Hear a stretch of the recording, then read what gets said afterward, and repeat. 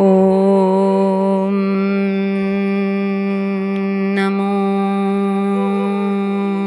നാരായണായ. ശ്രീമദ് നാരായണീയം ദശകം 6 ശ്ലോകം 4. കഴിഞ്ഞ ശ്ലോകങ്ങളിൽ 14 ലോകവും എങ്ങനെയാണ് വിരാട് പുരുഷൻ്റെ ഓരോ ഭാഗങ്ങളായി അവതരിച്ചിരിക്കുന്നത്, അല്ലെങ്കിൽ 14 ലോകങ്ങളിലും വിരാട് പുരുഷനായ ഭഗവാൻ എങ്ങനെ ശോഭിച്ചുകൊണ്ട് നിറഞ്ഞുകൊണ്ട് നിൽക്കുന്നു എന്ന് പറഞ്ഞു. പാതാളലോകം മുതൽ ഏറ്റവും മുകളിലുള്ള സത്യലോകം വരെ ഭഗവാന്റെ പാദത്തിൻ്റെ അടിഭാഗം മുതൽ ശിരസ് വരെയാണ് എന്ന് പറഞ്ഞു. ഇവിടെ ഇനി ആ ശിരസിലുള്ള കാര്യങ്ങളെയാണ്, തലയിലുള്ള തലമുടി, അതുപോലെ നെറ്റി, പുരികക്കൊടി, കണ്ണിൻ്റെ പീലികൾ, കണ്ണുകൾ, മൂക്ക്, അങ്ങനെ ഓരോന്നിനെയും എടുത്ത് വർണ്ണിക്കുകയാണ്. കഴിഞ്ഞ ശ്ലോകത്തിൽ തന്നെ പറഞ്ഞു, ഈ പറഞ്ഞത് മാത്രമല്ല സകലതും എന്ന് പറഞ്ഞു. അങ്ങനെ അതിലെ ഓരോന്നിനെയായിട്ട് പറയുകയാണ്. ഇവിടെ 4-ാമത്തെ ശ്ലോകം നോക്കാം. ത്വദ് ബ്രഹ്മരന്ധ്രപദമീശ്വര വിശ്വകന്ദ ഛന്ദാംസി കേശവ ഘനാസ്തവ കേശപാശ ഉല്ലാസി ചില്ലിയുഗളം ദ്രുഹിണസ്യ ഗേഹം പക്ഷ്മാണി രാത്രി ദിവസൗ സവിതാ ച നേത്രേ. ത്വത് ബ്രഹ്മരന്ധ്രപദം, ഭഗവാനെ അവിടത്തെ ബ്രഹ്മരന്ധ്രം എന്ന ആ സ്ഥാനം. എന്താണ് ബ്രഹ്മരന്ധ്രം എന്ന് പറഞ്ഞാൽ ശിരസിലുള്ള നമുക്ക് അദൃശ്യമായിട്ടുള്ള ഒരു രന്ധ്രം എന്ന് പറഞ്ഞാൽ ദ്വാരമാണല്ലോ, വളരെ സൂക്ഷ്മമായിട്ടുള്ള ആ ദ്വാരം.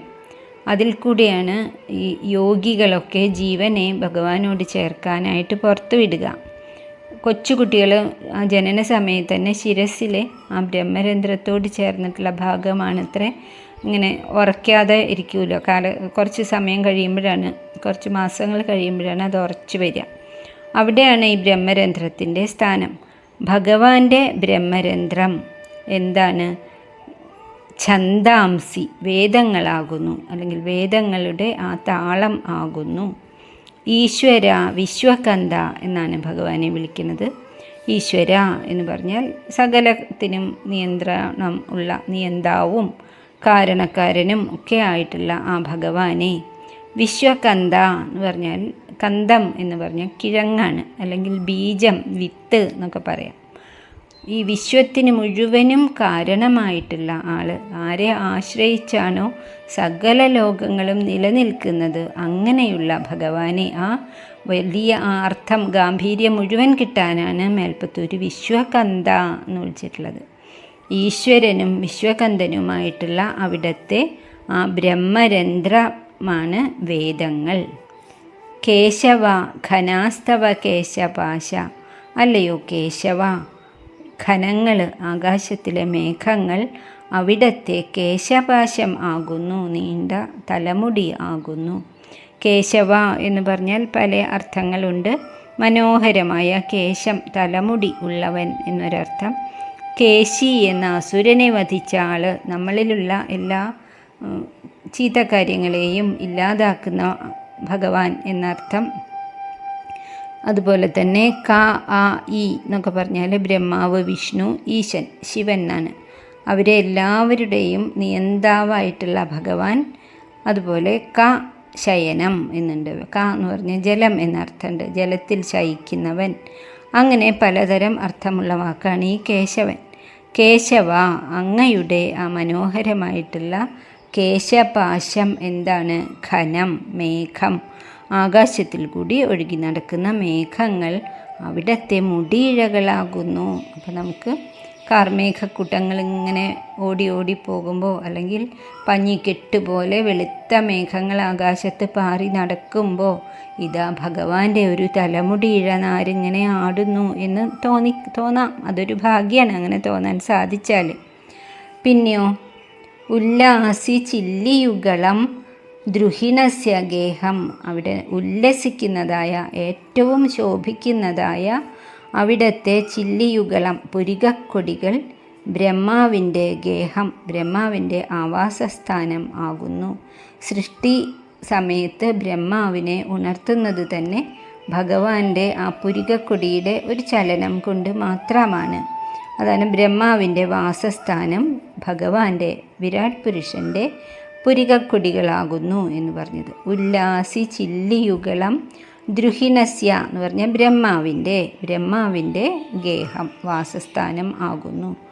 പക്ഷ്മാണി രാത്രി ദിവസവും അവിടുത്തെ കൺപീലികൾ എന്താണ്?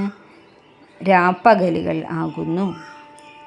സവിതാച നേത്രേ, സവിതാവ് സൂര്യൻ, ആദിത്യൻ, സൂര്യൻ അവിടുത്തെ കണ്ണും ആകുന്നു, അവിടുത്തെ നേത്രമാകുന്നു സൂര്യൻ. അടുത്ത ശ്ലോകം കൂടിയും ഒരുമിച്ച് നോക്കാം. നിശേഷ വിശ്വരചനാച കടാക്ഷ മോക്ഷ കർണൗ ദിശോ അശ്വിയുഗളം തവ നാസികേ ദ്വേ ലോഭ ത്രപേ ച ഭഗവൻ അധരോത്തരോഷ്ടൗ താരാഗണാശ്ച ദശനാശമനശ്ച ദംഷ്ട്രാം. ഭഗവാനെ അവിടുത്തെ കടാക്ഷം, കടക്കണ്ണുകൊണ്ടുള്ള നോട്ടം, മോക്ഷപ്രദമായിട്ടുള്ള ആ നോട്ടം, നിശേഷ വിശ്വരചന, സകല ലോകത്തിൻ്റെയും സൃഷ്ടിക്രിയ തന്നെ ആകുന്നു. സകല പ്രപഞ്ചവും ഭഗവാന്റെ ആ ഒരു കടാക്ഷത്താലാണ് ഉണ്ടായത്. ബ്രഹ്മാവിനെ പറഞ്ഞല്ലോ, പുരികക്കൊടിയാണ് ബ്രഹ്മാവിൻ്റെ വാസസ്ഥാനം. അതേപോലെ തന്നെ ആ ഒരു ഭഗവത് കടാക്ഷത്താൽ സകല ലോകങ്ങളും സൃഷ്ടിക്കപ്പെടുന്നു. കർണൗ ദിശോ, അവിടുത്തെ ചെവികൾ സകല ദിക്കുകളും ആകുന്നു. തെക്ക്, കിഴക്ക്, വടക്ക്, പടിഞ്ഞാറ്, പിന്നെ അതിൻ്റെയൊക്കെ ഇടയിലുള്ള സ്ഥലം, മുകളിലും താഴെയുമുള്ള സ്ഥലം, അങ്ങനെ സകല ദിക്കുകളും എന്താണ്? ഭഗവാന്റെ കർണങ്ങളാകുന്നു. 2 ചെവികളും, അതാണ് കർണൗ എന്ന് പറഞ്ഞത്. അല്ലെങ്കിലും ചെവികളും ദിശകളും തമ്മിൽ ബന്ധമുണ്ടല്ലോ. കർണൗ ദിശൗ, ചെവികൾ ദിക്കുകളാകുന്നു. അശ്വിയുഗളം എന്ന് പറഞ്ഞാൽ അശ്വിനി ദേവന്മാർ 2 പേരും തവ നാസികേ ദ്വേ, അവിടുത്തെ മൂക്കിൻ്റെ 2 ദ്വാരങ്ങൾ അല്ലെങ്കിൽ 2 മൂക്കുകൾ ആകുന്നു. അശ്വിയുഗളം തവ നാസികേ ദ്വേ, 2 നാസികകൾ ആകുന്നു, നാസാരന്ധ്രങ്ങൾ ആകുന്നു. ലോഭ ത്രപേച്ച, ലോഭം എന്ന വികാരവും പോരാ എന്നുള്ള ഒരു തൃഷ്ണയുണ്ടല്ലോ, ആ ഒരു വികാരം കീഴ്ച്ചുണ്ടും. ലജ്ജ എന്ന വികാരം, തെറ്റുകൾ ചെയ്യുമ്പോൾ അയ്യോ ഇത് ചെയ്യാൻ പാടില്ലാത്തതാണ് എന്നുള്ള ആ ലജ്ജ മുകൾ ചുണ്ടും ആകുന്നു. ലോഭത്രപേച്ച ഭഗവൻ അധര ഉത്തരോഷ്ടം. താരാഗണാശ്ച ദശന, താരാഗണങ്ങൾ, നക്ഷത്രക്കൂട്ടങ്ങൾ അവിടുത്തെ ദന്തങ്ങളാകുന്നു. രാത്രിയിലെ, പ്രത്യേകിച്ച് ശരത്കാലത്തൊക്കെ ആകാശത്തേക്ക് നോക്കുമ്പോൾ അതിഭംഗിയായിട്ടിങ്ങനെ ശോഭിക്കുന്ന നക്ഷത്രക്കൂട്ടങ്ങൾ കാണാം. അത് ഭഗവാന്റെ ശോഭയേറിയ തിളക്കമേറിയിട്ടുള്ള ദന്തനിരകളാകുന്നു. താരാഗണാശ്ച ദശന, നക്ഷത്രക്കൂട്ടങ്ങൾ അവിടുത്തെ ഭംഗിയേറിയ പല്ലുകളാകുന്നു. കൂടാതെ ശമനമിശ്ച, സർവസംഹാരവും ചെയ്യുന്ന യമൻ ആകുന്നു. അതാണ് ശമനമിശ്ച, സർവസംഹാരങ്ങളും നടത്തുന്ന യമധർമ്മരാജാവാകുന്നു. ദംഷ്ട്ര, അവിടുത്തെ കോമ്പല്ലുകൾ. അത്രയാണ് ഈ 2 ശ്ലോകത്തിലും പറയണത്. അപ്പം സകല ദിക്കിലും സകല വസ്തുക്കളിലും നിറഞ്ഞിരിക്കണം. ഭഗവാൻ ഇല്ലാത്ത ഒരു സ്ഥലമില്ല. പാട്ടിൽ പറഞ്ഞതുപോലെ ആകാശങ്ങളിലിരിക്കും അനശ്വരനായിട്ടുള്ള പിതാവേ എന്ന് പറയുന്നില്ലേ, അങ്ങനത്തെ ആളല്ല ഭഗവാൻ. അണുവിലും അണുവായിട്ട് സകലത്തിലും നിറഞ്ഞിരിക്കുന്ന വലിയ മഹതാമഹിയോ എന്ന് പറയുന്ന പോലെ ഏറ്റവും മഹത്തായിട്ടുള്ളതും ബൃഹത്തായിട്ടുള്ളതും ആണ് ഭഗവാന്റെ രൂപം. അത് ഈ വിശ്വത്തിലെ സകലതിലും വ്യാപിച്ചിരിക്കുന്നു. ഇതിൽ കൂടുതലായിട്ട് ഒന്നും പറയാൻ പറ്റില്ല. അതുപോലെ ബൃഹത്താണ് ആ രൂപം. അങ്ങനെയുള്ള ആ ഭഗവാന്റെ ഏറ്റവും ചെറിയ അംശമാണ് നമ്മൾ സകല ചരാചരങ്ങളിലും ചൈതന്യമായിട്ടിരിക്കുന്നത്. അണുവിലും അണുവായിട്ട് നമ്മളിലൊക്കെ ഇരിക്കുന്നത് ആ സർവഭൂതഹൃദയെ സ്ഥിതി ചെയ്യുന്ന ഭഗവാന്റെ അംശമാണ്. ഏതുപോലെ മഹാസമുദ്രത്തിലെ ഒരു കുമിള എന്നതുപോലെ അത് നമ്മൾ തിരിച്ചറിയണം. നമ്മൾ ഭഗവാന്റെ അംശമാണ്. ആ ഭഗവാൻ ഇത്രയേറെ മഹത്വമേറിയ ആളാണ്. ഭഗവാന്റെ ആ മാഹാത്മ്യത്തെയാണ് വിരാട് സ്വരൂപ വർണ്ണനയിൽ കൂടി സാധിക്കുന്നത്. 4ഉം 5ഉം ശ്ലോകങ്ങൾ ഒന്നും കൂടി നോക്കാം, വായിക്കാം. തദ് ബ്രഹ്മരന്ധ്രപദമീശ്വര വിശ്വകന്ദ ഛന്ദാംസി കേശവഘനാസ്തവ കേശപാശ ഉല്ലാസി ചില്ലിയുഗളം ദ്രുഹിണസ്യ ഗേഹം പക്ഷ്മാണി രാത്രിദിവസൗ സവിതാ ച നേത്രേ നിശേഷ വിശ്വരജനാ ച കടാക്ഷമോക്ഷ കർണൗ ദിശോ അശ്വിയുഗളം തവ നാസികേ ദ്വേ ലോഭത്രപേ ച ഭഗവന്നധരോത്തരോഷ്ടൗ താരാഗണാശ്ച ദശന ശമനംശ്ച ദംഷ്ട്രാ. ഓർക്കാനായിട്ടൊന്നുകൂടി പറയാം. ശിരസ്സിലെ ബ്രഹ്മരന്ധ്രം വേദങ്ങളാകുന്നു. തലമുടി മേഘം, പുരികക്കൊടികൾ ബ്രഹ്മാവിൻ്റെ വാസസ്ഥാനം, കൺപീലികൾ രാത്രിയും പകലും, അവിടുത്തെ നേത്രം സൂര്യൻ.